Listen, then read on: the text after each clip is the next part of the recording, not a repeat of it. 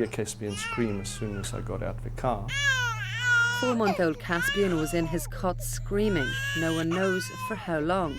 What his dad does know is that when he got there, the nanny was nowhere in sight. And I thought, no, something's not right here.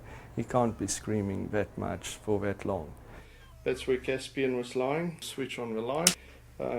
No one is here, as you can see. Shocked.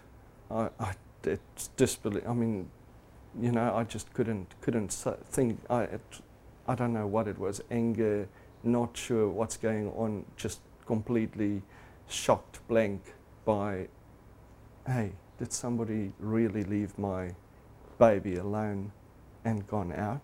I then put my child in his car seat. Andrew quickly calmed Caspian down, changed his nappy and gave him a bottle. And all that time, Andrew's mind was spinning with questions. What had gone wrong? Had the nanny had an accident? Should he call the police? And being an analytical kind of guy, Andrew called a lawyer and the police and made a video. This is his cell phone record of the way the place looked after he arrived. And there's the nanny's phone, which he had been constantly calling. That is where the mobile phone is lying. TV was on. No one in the lounge. By this stage, Andrew was freaking out. The camera shakes as he heads for his son's bedroom. Go through. Caspian was in the room across the front door. So what on earth happened that morning? We went to Rachel Simon's home to find out.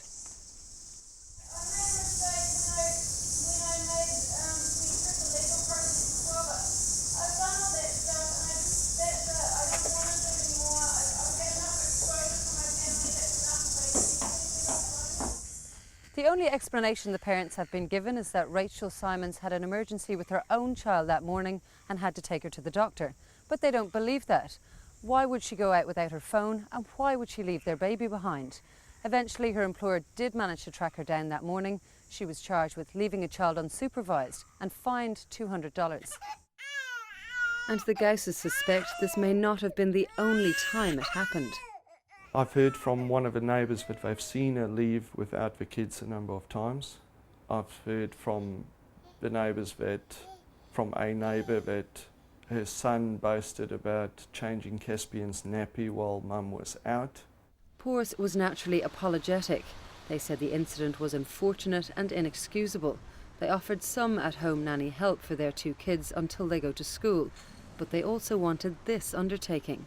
Pause would require a commitment from your clients that they would not directly or indirectly make any comment to any media, nor make any adverse comment to any other person concerning the incident.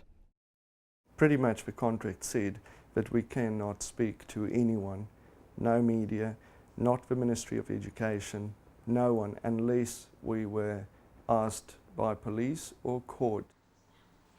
But Andrew wasn't having a bar of it. He wants to make sure no one else goes through what his family did. So he's launched a website for parents to rate and share information on the people who look after their children.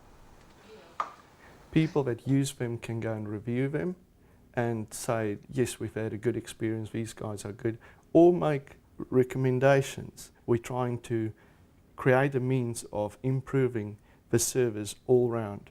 So it's not a name and shame? Not at all a name and shame. No, definitely not. The site is called childcareadvisor.co.nz.